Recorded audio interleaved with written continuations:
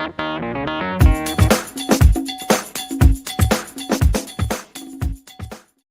guys, it's Snoop Nerd here. It's been too long. It has been too long, and I can have the excuse of it was a Christmas break, but also I was kind of ill for a good period of time, and I've just recovered just in time for Christmas. That was good.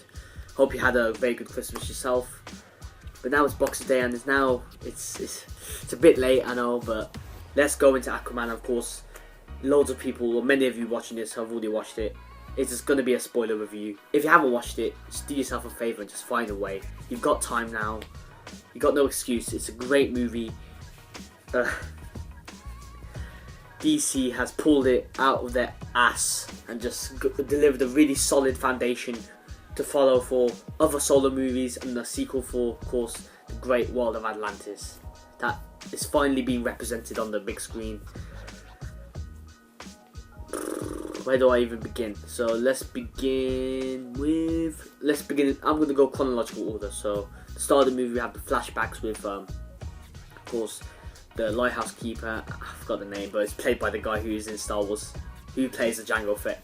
That was cool to see him. I think he was he looks like Jason Mera. Get Nicole Kidman in as the Queen. She did really well with the comedic timing with the dog and the thing at the beginning, and throwing her trident at the TV, at the old-fashioned TV. That's a good subtle way of saying what year it was to people who, because you have to assume that people who are not only comic book fans are going to watch this. So yeah, I like that, but it kind of felt just standard just exposition. They did it in a cool way, I guess, but of course you could tell there were CGI faces. Faces, but I wasn't that bothered by it, in my opinion. But I knew as soon as I saw it that there was going to be a few people who would moan about that. But I thought it was okay. But I just didn't feel it was like it was the best possible start they could have made. But I just knew it was going to be a good movie. Just from the fight choreography, it's just when she's trying to. Nicole Kidman's trying to. I haven't forgot the name. It's been a while. I actually watched the movie like a week and a half ago. So yeah, I'm trying to figure it out. But I needed to make this video. I needed to prove to you guys how much I like this movie, and I'm sure lots of you have been liking it as well as I've been seeing on the internet. Loads of people have really responded well to this movie, and yeah, the Nicole Kidman's Queen fighting off the Atlantean soldiers with the cool design of the white and the water faces to make them breathe. That's really cool. And then the Aquaman logo just being filled with fishes. That's just subtle touches like that. Just make you feel part of it and immersed into the world of Atlantis before they even show the world. And the world itself is absolutely spectacular. Just Jason Momoa just does a good job of just oozing his hesitation yet dominance in the face of such world building, which is done so good by James Wan. Does a really good job of the world building. Yeah, so we have that good scene where that was really cool when it's like, oh, are you the fish boy from TV? He's like, I'm a fish man. That's a good joke. It was in the trailer, but that's even better now because I thought they were actually going to fight. I was like, and I had a reaction too with Arthur Curry's dad. He was like, oh, not hear this again, because we just had a fight scene with Black Manta, and then it turns out they just wanted selfies with him. That was a really cool skit. It was just very good comedic timing. The comedic lines were done perfectly. Serious lines done mostly perfectly. I'll get onto that in a second. And yeah, so Black and the action scenes and the action, of course, lots of action in this movie. Breathtaking, especially the trench scene where the red lights. Yeah, they're all following them, but also keeping away from the red light because apparently that's their weakness, so to speak. And there's dinosaurs on the centre of the Earth. Well, hey, I hope they expand on that in the sequel. That'd be cool. They literally just showed it on the back of the shot when of course, the place where Arthur gets his proper comic accurate suit, which looks so sick. I actually liked his previous costumes, but this one is the best one. It just makes you feel fulfilled. It just does. Satisfying. Very satisfying. But yeah, let's just move on to Black Manta. And Black Manta's design, very good. I was very looking forward to him. He was probably one of the biggest things I was looking forward to in the movie. But slightly underwhelming. The start of the scene where they're building up the relationship with his dad and stuff, it was like, okay, one scene, him gives the sword, oh, this means a lot to me, okay. But I don't even think the acting was done well enough, or like the scenes were prolonged enough to like make me actually give a crap about them. It was just like, okay, just make them, it felt forced. That's what I meant. But I still appreciated the gesture of giving them the scene together and setting them up a bit before Aquaman comes in and beats them all up, as expected. But then we see how Black Manta's dad dies. I kind of already knew that was going to happen from the beginning. But of course, other people wouldn't know. But of course, I'm expert on comics, but I'm not. Obviously, I don't read Aquaman comics. Were they really the most popular ones? But I think they're going to grow much more in popularity after people see this movie. But yeah. Well, leaves him to die. It doesn't kill him, but he leaves him to die. And yeah, he was sad. He was crying, but I just didn't feel invested in his character to feel I felt sad for him a bit, but like Aquaman said, you killed innocent people, so you know what I mean. But of course, he was going to be angry, and you just knew where it was going to go from there.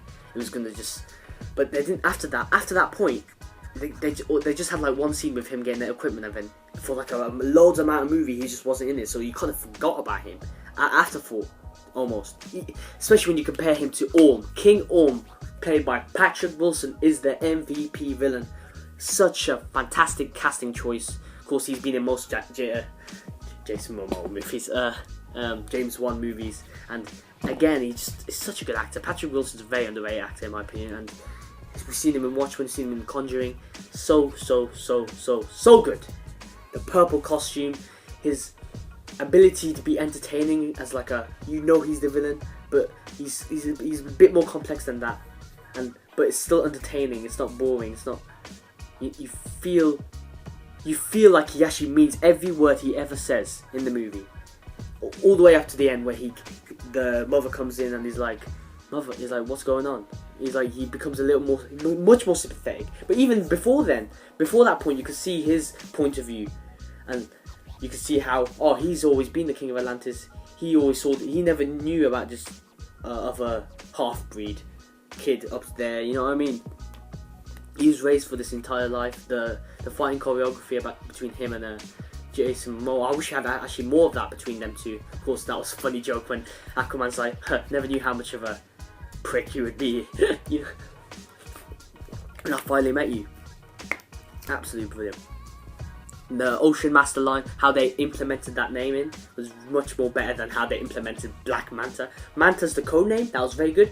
And then they just added the Black Manta bit. And I literally heard someone in my cinema say, why did they have to add the black bit in the end? And that was my fear coming out of that scene, and it actually happened. And yeah. But of course, that's a bit of a nitpick. But yeah, Black Manta not done as good job. The fight scene between him and Jason, I keep saying Jason Momoa, but Jason Momoa is Aquaman. Aquaman and Black Manta's fight scene. It was good, but we saw most of it in the trailer, I think. But it was alright. I did like it. But even he got defeated, and his voice, it was like, it just felt a bit Power Rangers to me. Well, that's what at least my mate said. He said the favourite Power Rangers. He just felt like, I'm gonna kill you. And I know it's supposed to be fun and lighthearted, but you want to just hear a bit more seriousness. I didn't feel like the movie was taking him seriously. You know what I mean? Because especially with like the music choices, some of the music choices were unusual. With the Pitbull music, I think, or something like that. When he's making his suit, it was so cringe. I'm gonna be honest. And when he's like, I think we're gonna need a bigger helmet. I get it, the Jaws reference, but it was just nothing. Like, but it was written like it was supposed to be a funny line, but you know what I mean? I don't know. But I do like the fact that he was working with Aquaman, the Atlanteans with King Orm secretly. That was very cool. I like those scenes with the translucency and like the hologram effect, like Star Wars almost, but yeah, different.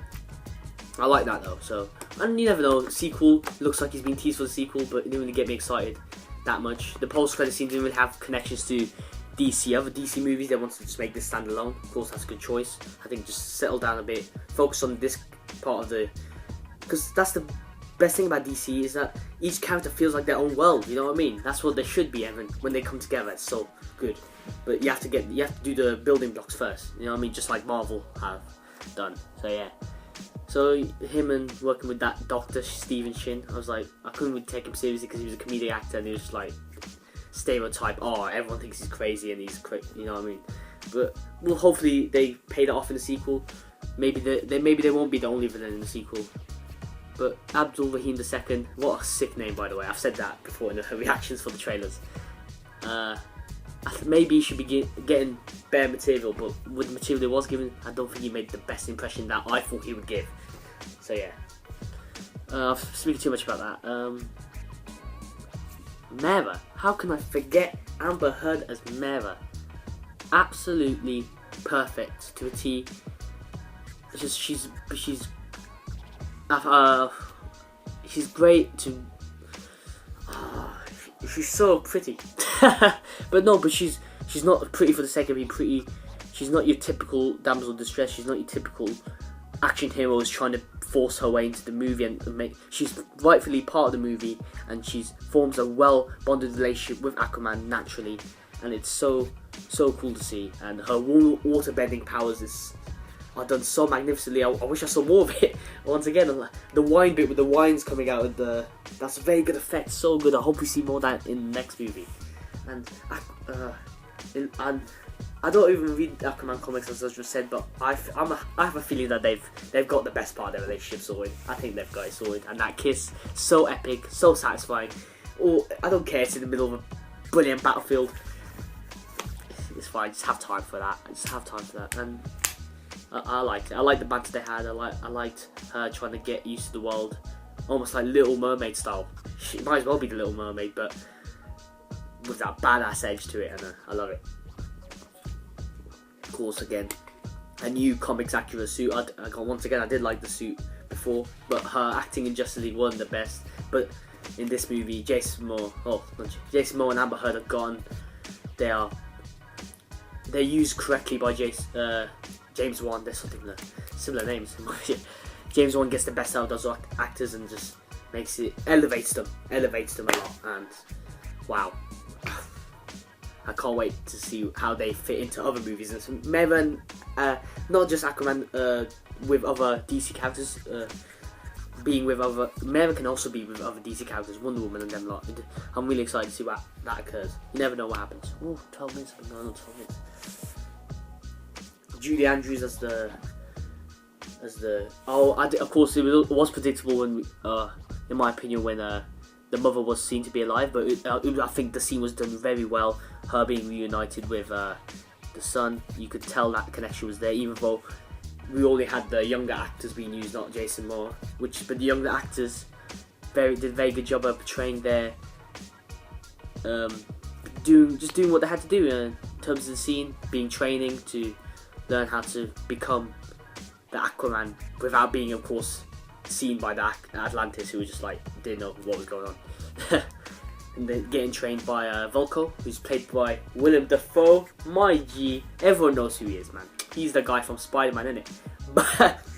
But he does such a good job here, in my opinion. He's just very subtle performance, but very noteworthy, at least. I think noteworthy, and his advice given are very good.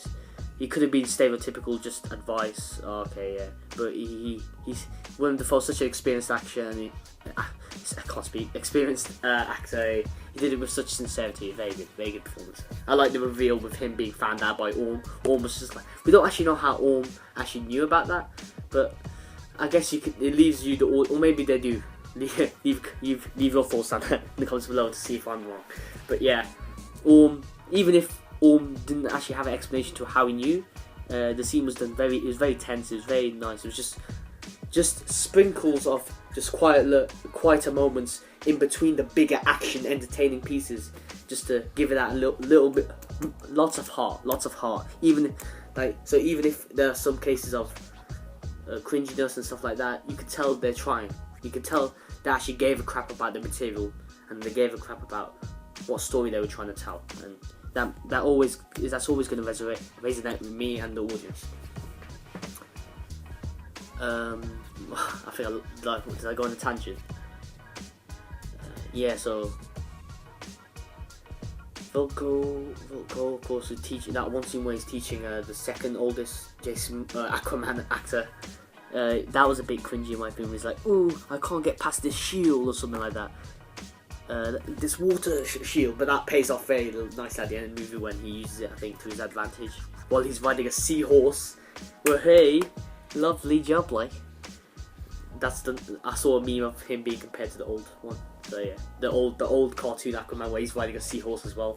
That was, oh, how times change, eh? Aquaman is now really cool while he's riding on top of this massive behemoth of a creature with crabs, talking crabs at the bottom. Like, who would have thought that would be so cool? Like that would be so cool, wouldn't it? Only Jason Moore could do that cool. Only James Wan could make that cool. And they did it. They made Aquaman a cool character, and that was the aim of this movie. And so much more than that, though. So much more than that. Jude Andrews is the voice of that actress. That does make sense. She does the voice of that. I wish we actually saw more of her playing that character, but maybe we'll see them in the next movie. But she's protecting the trident, and so satisfying to see the trident. But once he gets that trident, and we saw the bit of the trailer when he comes out of the waterfall, but it was so satisfying, so satisfying. That musical choice was very good. It was like the dramatic music, very good. It was like we saw the telepathic connection between him and the animals, almost like a Speed Force, almost like lightning yellow coming out when he gets the trident. But of course, then we just have the simple sonic waves. We see the connection, and that's of course ripped straight from the comics and the cartoon. That's cool. It makes me almost want to see the Aquaman cartoon again, just to see the funny bits, to see how to compare. But yeah, I think that's it from me. How should I wrap up? Don't really like to give ratings too much, but I give this a solid 8.5 out of 10. Or 8 or 9 like, out of 10. 8 out of 10. I think lots of people are giving it around that. Really great. Not perfect, but great blockbuster movie to end off the year. How do I rank it between the DC movies? I think it's on the level of Batman v Superman in terms of quality. Of course, I really like Batman v Superman, so yeah, sorry. And I think Wonder Woman's a bit not as good in my opinion. I think Aquaman's way much better than Wonder Woman, but maybe that's due to me not watching Wonder Woman in cinemas. Maybe that's the reason. But Wonder Woman's still a great movie. Don't take it away from that. But yeah, I think Aquaman is the joint best DC movie. But of course, these Aquaman and Batman v Superman are such different movies, obviously. You know what I mean? Of course, Zack Snyder's not there anymore. But of course, we saw Jason Moore in the interviews noting what Zack Snyder did for the universe. He casted him. You know what I mean? Like, without him, Jason Moore wouldn't be in this role, and I think he's perfect for it. He's perfect. And of course, he casted Mera as well, I think. Well, he helped cast Mera. Of course, there's always casting directors and all that. But enough of that. Enough from me. Let me know your thoughts with Aquaman down below. Yeah, like, comment, subscribe. I always appreciate it. And I'll see you guys next time. Bye.